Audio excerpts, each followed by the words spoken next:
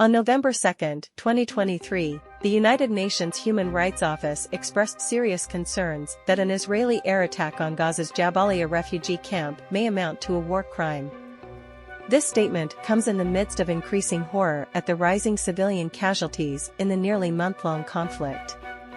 Jabalia, located in a densely populated part of Gaza City, was struck by a missile on Tuesday, creating a massive crater amidst the rubble. The camp was targeted again in a subsequent bombing on Wednesday. The Gaza government media office reported a confirmed death toll of at least 195 people, with over 100 individuals believed to be trapped under the debris. In addition, the attacks resulted in 777 injuries. Israel claims that the attack targeted a Hamas commander. The Office of the United Nations High Commissioner for Human Rights expressed concerns about these attacks, stating that the high number of civilian casualties and the scale of destruction suggest disproportionate attacks that could potentially be considered war crimes. These condemnations from the United Nations have been echoed by various officials. UN Secretary-General Antonio Guterres conveyed his shock and horror at the attacks, particularly the deaths of Palestinian civilians, including women and children. UNICEF referred to the attacks as horrific and appalling, highlighting the ongoing suffering in Gaza. The conflict in Gaza has entered a deeply distressing phase, with devastating humanitarian consequences.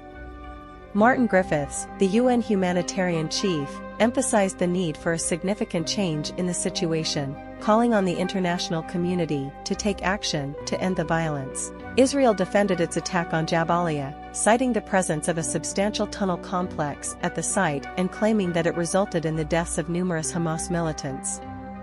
However, the situation remains highly contentious.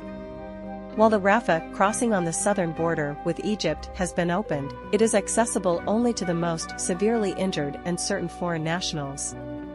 This opening allowed Philippe Lazzarini, the head of the UN agency dedicated to aiding Palestinian refugees, to enter Gaza for the first time since the conflict began. He described the conditions as beyond comprehension, with people desperately in need of water and food. Lazzarini called for increased international aid and a humanitarian ceasefire, emphasizing that the current humanitarian response falls far short of the substantial needs in Gaza. He warned that without a ceasefire, more lives would be lost, and the already grief-stricken society of Gaza would suffer further losses.